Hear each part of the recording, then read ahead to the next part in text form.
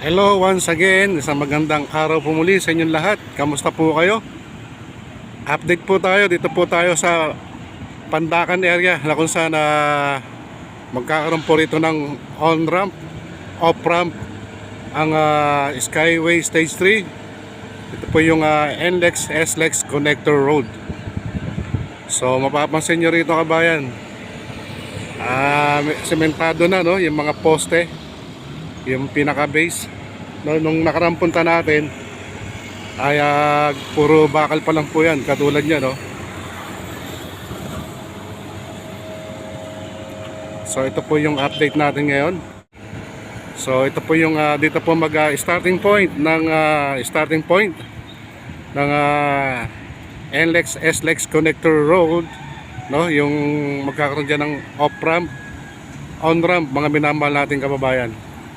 So dito kabayan no, yung sa ilalim, yan galing po yan sa may dyan po sa may Plaza Dilaw, Paco.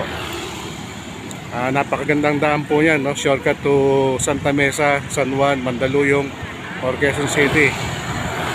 Ayan. So ito po kabayan yung ano, yan po kabayan yung Skyway Stage 3. Eto yan yung flyover na yan. So galing po saan yan no, sa diyan po sa SLEX going to north, mga minamahal nating kababayan. So napakaganda ng galaw ng trapiko dito no, dito sa ibabaw ng Skyway Stage 3. Ayan, so ito naman itong kabayan, ito naman yung off ramp, on ramp no, going to C3 Road, Caloocan. Yan, nakaabang na po yung poster rito. Ayan o. Kaya tuloy-tuloy na po yung galawan nito kabayan. Ang mahirap lang, ito po, magkakaroon po ng clearing operation dyan ng mga residential. Dahil gawa po ng nagkaroon na po ng negosasyon yan kabayan. Kaya mga residential area, tatamaan po yan. Ayan, so ito naman po yung flyover from ano to, from Santa Mesa. Ayan, so ito po yung pinakamagandang lugar na route no, para iwas traffic po kayo sa Nagtahan or Kalentong kabayan. Kaya ito marami pong maganda makaalam nito, para at least meron silang alternative route no, kapag traffic po dyan po sa Nagtahan at Kalentong, dyan po sa may Mandaluyong. So kabayan no, ito po yung tatamaan na area. Ayan no. Ayan, nagkaroon na po ng abiso dyan na magkakaroon po ng clearing operation. Ayan, mga residential area no. So yung mga residential area niyan, legit po yan, may mga title po yan. Kaya siguro nagkaroon po ng negosasyon para sa gagawing clearing operation ng mga residential area rito.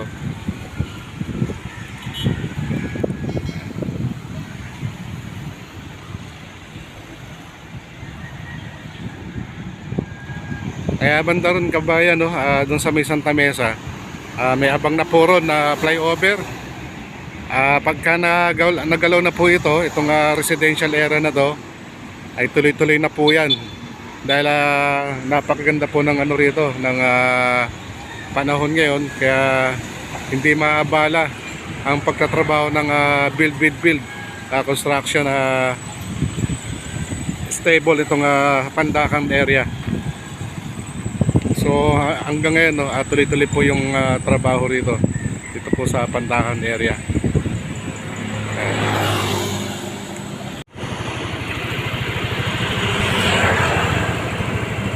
So ang laki na po ng improvement dito kaagad kabayan no.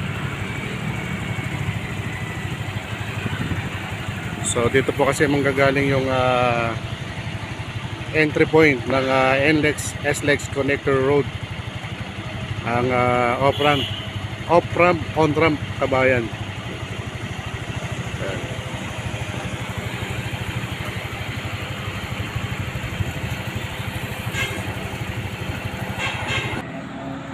So tuloy-tuloy na po yung development dito po sa Pandacan area.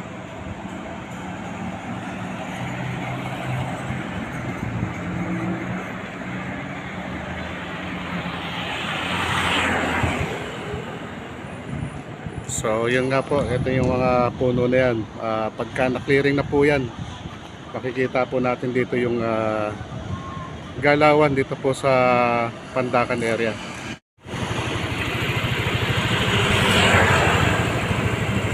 So ang laki na po ng improvement dito kaagad, kabayan, no? So dito po kasi manggagaling yung entry point ng NLEX SLEX Connector Road, ang off-ramp, on-ramp, kabayan. Ayan.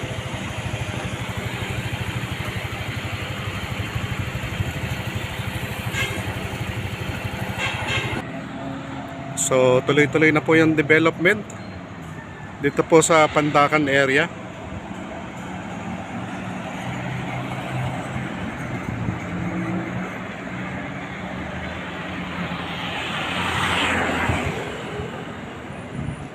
So yun nga po, ito yung mga puno na yan. Pagka na-clearing na po yan, makikita po natin dito yung galawan dito po sa Pandacan area. So hanggang sa muli, Romeo Talk TV, thank you so much po sa inyong lahat. Shoutout po sa ating mga kababayang OFW, kay Boss Peter Nasaot, at kay Kuya Tuto Saragosa, kay Coach Dave and family dyan po sa Sydney, Australia. Maraming salamat sa inyo. So kay Idol Wang Ferrer, shoutout sa iyo, Idol. Happy New Year.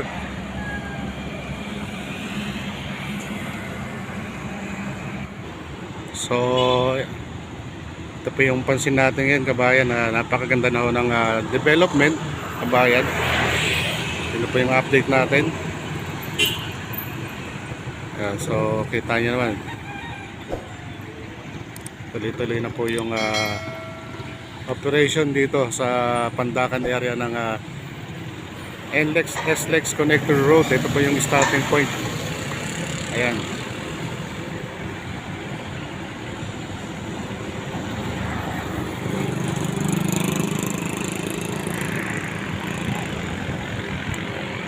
So tuloy-tuloy po yung project ng NLEX SLEX Connector Road, mga minamahal nating kababayan. So yun nga po, no, abangan po natin yung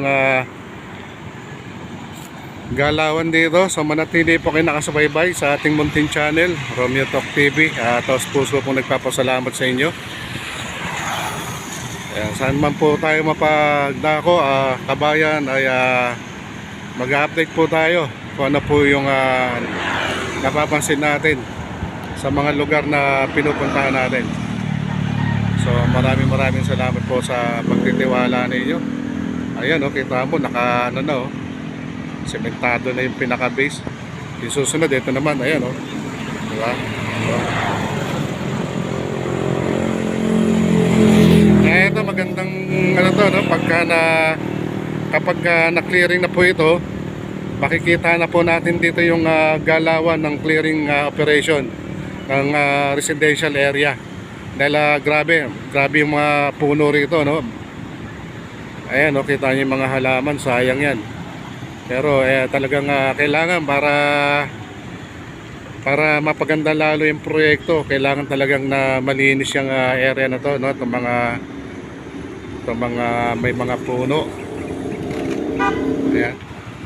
Kabila po niyan kasi Pasig River po yan.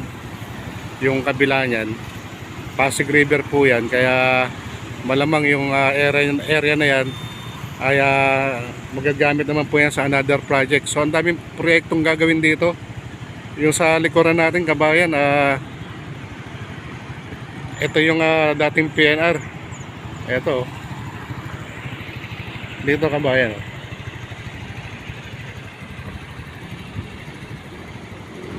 Ayan, pansin nyo, wala nang release, diba? Wala na siyang riles, wala na rin mga nakatira sa tabing riles. Ayan, so abangan po natin. Update ko rin po kayo rito kabayan sa North South Railways project, no? So abangan po natin yung update natin dito kabayan. So kabi-kabila po yung mga proyekto rito kabayan.